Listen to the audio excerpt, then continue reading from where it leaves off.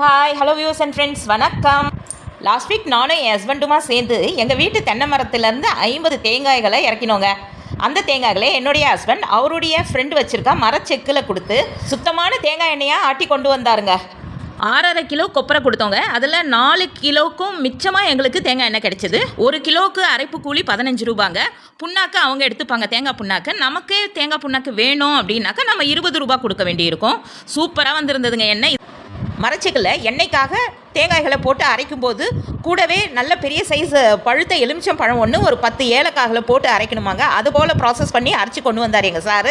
So அந்த தூக்க திறந்த உடனே புத்தம் புது தேங்காய் எண்ணெயோட வாசம் அவ்வளவு அருமையாக இருந்ததுங்க. கம கம கமன்னு அவ்வளோ நல்லா இருந்தது அந்த தேங்காய் எண்ணெயோட ஸ்மெல்லு.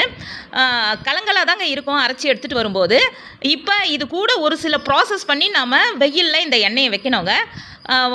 ஒரு கைப்பிடி அளவு கல்லுப்பு, ஒரு 10-15 முழு மிளகு லைட்டாக தட்டிட்டு அதில் போடணுங்க. சிட்டிகை மஞ்சத்தூள் சேர்க்கணும், அது வீடியோ எடுக்க மறந்துட்டேன். அதுக்கப்புறம் ஒரே ஒரு ஜாபத்திரின்னு சொல்லுவாங்க இல்லைங்களா, அந்த ஜாபத்திரியை போடணும். அதாவது ஜாதிக்காவோட பூவுங்க.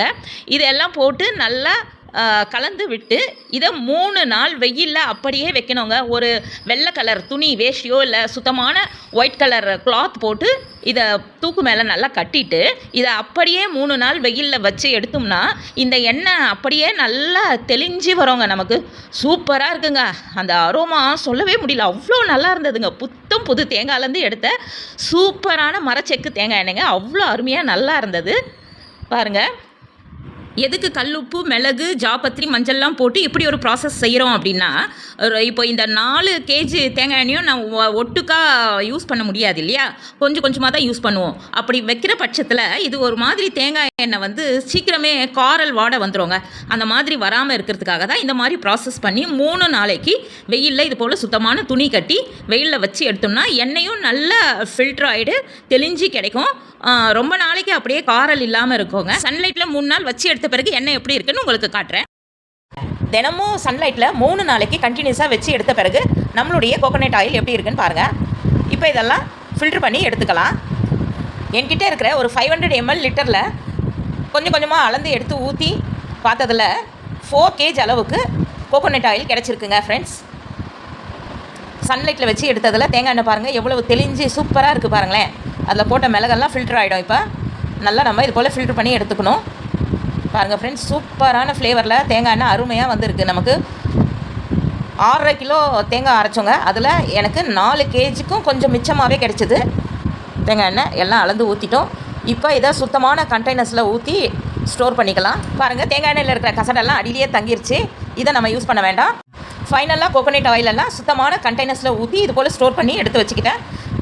சன்லைட்லேயே நல்லா ரீஃபைண்ட் ஆகி வந்திருக்கு பாருங்கள். கோகோனட் ஆயிலெல்லாம் எவ்வளோ சூப்பராக இருக்குது பாருங்கள் பார்க்குறதுக்கே.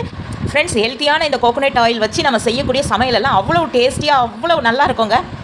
எங்கள் கலாசங்கமும் வீடு கட்டும்போதே 4-5 தென்னை மரம் வச்சாங்க. அதில் இந்த ஒரு மரம் தாங்க நல்லா வளர்ந்து வந்தது. ஃப்ரெண்ட்ஸ், எங்களோட செல்லக்குடி தென்னை மரத்து தேங்காய்களை பறித்து அதிலிருந்து எடுத்த சுத்தமான இந்த தேங்காய் எண்ணெயை வச்சு டிவைன் ஆயில் ப்ரிப்பேர் பண்ண போகிறேங்க. இத்தனை நாளாக வெளியிலேருந்து வாங்குகிற செக்கு எண்ணெயை வச்சு தான் நான் இந்த டிவைன் ஆயிலை ப்ரிப்பேர் பண்ணிகிட்டு இருந்தேங்க. இனிமேல் நம்ம வீட்டு எண்ணெயை வச்சே நம்ம ப்ரிப்பேர் பண்ண போகிறோம். இதுக்கு நான் யூஸ் பண்ண போகிற இன்க்ரீடியண்ட் எல்லாம் நம்ம தோட்டத்துலேருந்தே கிடைக்குதுங்க. வாங்க எப்படி செய்கிறதுன்னு பார்க்கலாம்.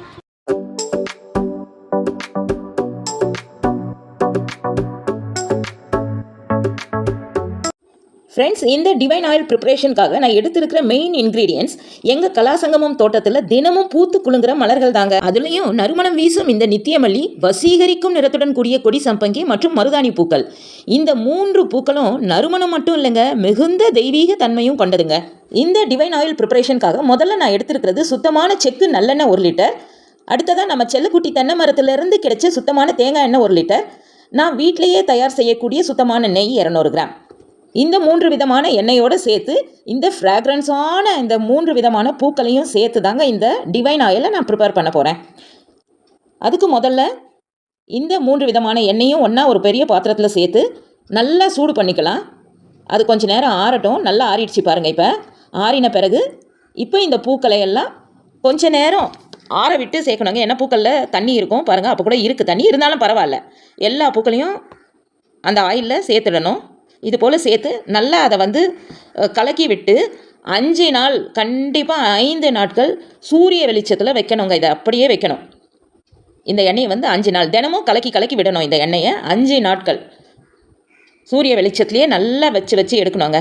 திறந்தே வைக்கணும். மேலே வேணால் ஒரு துணி போட்டு மூடிக்கலாம். இது போல் மூடி வச்சு 5 நாள் நல்லா வச்சு எடுத்த பிறகு 6வது நாள் பாருங்கள், இதை மாதிரி தெளிஞ்சு இருக்கும். அந்த பூக்கள்லாம் அடியில் போயிடும். நல்லா எண்ணெய் மட்டும் நல்லா தெளிவாக மேலே இருக்குது பாருங்கள். இப்போ இதை நல்லா ஃபில்ட்ரு பண்ணி எடுத்துக்கணுங்க.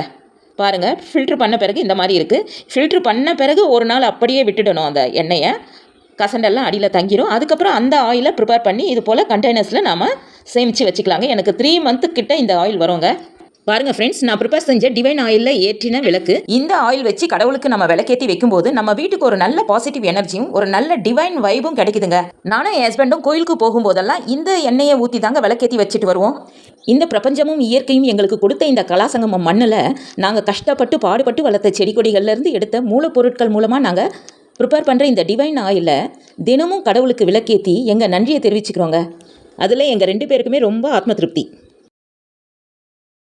மை டியர் ஃப்ரெண்ட்ஸ், உங்கள் வீட்டுக்கும் இது போல் பாசிட்டிவ் எனர்ஜியும் டிவைன் வைபும் கிடைக்கணுமா? அப்போ இப்போவே எங்களோட கலாசங்கமம் ஆன்லைன் மார்க்கெட்டில் அவைலபிளாக இருக்கிற இந்த டிவைன் ஆயிலை வாங்கி யூஸ் பண்ணி பாருங்கள்.